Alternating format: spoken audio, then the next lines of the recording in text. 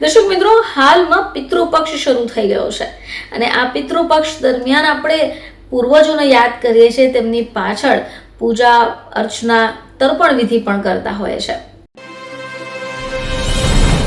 નમસ્કાર દર્શક મિત્રો, ખબર છે .com પરથી હું દ્રષ્ટિ આપ સૌનું સ્વાગત કરું છું.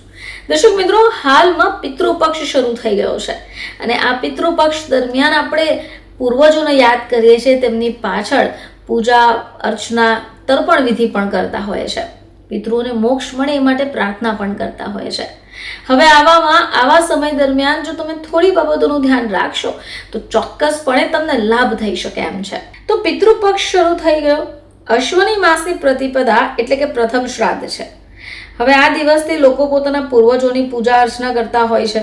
એવું માનવામાં આવે છે કે પિતૃપક્ષની 15 તારીખે આપણા પૂર્વજો પૃથ્વી ઉપર આવે છે અને સર્વ પિતૃ અમાવસ્યાના દિવસે બાળકોને સુખી જીવન જીવવા માટેના આશીર્વાદ આપીને પરત ફરી જાય છે. હવે આ પિતૃપક્ષના 15 દિવસો દરમિયાન જો આપણા પૂર્વજોને આપણે દિલથી યાદ કરીએ અને દરરોજ ઘરમાં આ 4 સ્થળો ઉપર જો દીવા પ્રગટાવીએ તો આપણને તેમના આશીર્વાદ મળતા હોય છે અને માતા લક્ષ્મીનો પણ આપણા ઘરમાં વાસ થાય છે. તો ચાલો જાણીએ કે આ ઉપાય કયા હોઈ શકે. મિત્રો, પિતૃપક્ષ દરમિયાન પિતૃઓને પ્રસન્ન કરવા માટે દીપકના ચમત્કારિક ઉપાયો ખૂબ અસરકારક મનાય છે. હવે દરરોજ જો તમે આ 4 સ્થળો પર દીવો કરો છો તો તે શુભ મનાશે. આ સાથે પૂર્વજો તમારાથી પ્રસન્ન રહેશે અને સાથે સાથે માતા લક્ષ્મીની કૃપા પણ મળશે. તો ચાલો જાણીએ કે એ કઈ દિશા હોઈ શકે. તો વાસ્તુમાં દક્ષિણ દિશાને પૂર્વજોની દિશા માનવામાં આવે છે.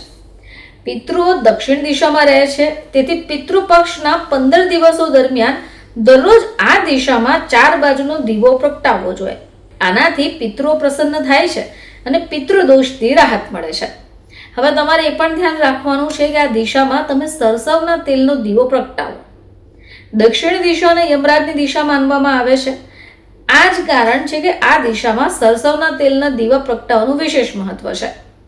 હવે એવું માનવામાં આવે છે કે આ દિશામાં જો દીવો પ્રગટાવાય તો પૂર્વજોનો માર્ગ પ્રકાશિત થાય છે અને તેમને કોઈ અડચણ નથી નડતી. ચલો વાત કરીએ પીપળના ઝાડની. તો પિતૃપક્ષ દરમિયાન દરરોજ સાંજે પીપળના ઝાડ નીચે દીપકમાં કાળા તલ નાખી સરસરનો દીવો કરવો જોઈએ. હવે પીપળના ઝાડ પર દેવી દેવતાઓની સાથે પૂર્વજોનો પણ વાસ છે. પીપળના ઝાડ ઉપર દીવો પ્રગટાવવાથી દેવી લક્ષ્મી પ્રસન્ન થાય છે અને ઘરમાં વાસ કરે છે.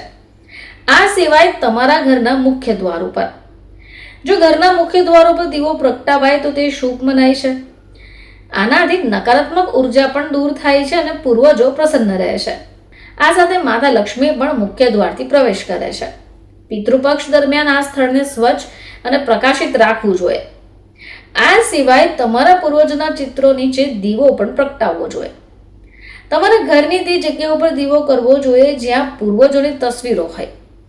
ઘરમાં ચિત્રોની નીચે દીવો રાખવાની કોઈ વ્યવસ્થા નથી તો પૂર્વજોના ચિત્રો ઉપર દીવો પ્રગટાવવો જોઈએ. આ દીવો દક્ષિણ દિશામાં હોવો જોઈએ એનું પણ ધ્યાન રાખવું જોઈએ. જો તમે આ ઉપાય કરો છો તો પૂર્વજોના આશીર્વાદ આપની પાસે હંમેશા રહેશે અને ઘરમાં અન્ન અને પૈસાની તંગી ક્યારે ન રહે.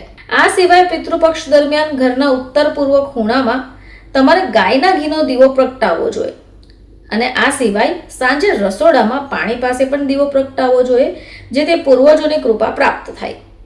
આ ઉપાય સતત 15 દિવસ સુધી કરવાથી તમારા ઘરમાં સુખ સુવિધાઓ વધે છે અને જીવનમાં શાંતિ પણ સ્થાપિત થાય છે. તો મિત્રો, પિતૃપક્ષ 2024માં તમે આ ઉપાયો કરી શકો છો. ફરીથી તમારી સમક્ષ હાજર થઈશું. ત્યાં સુધી જોતા રહેજો ખબર છે .com.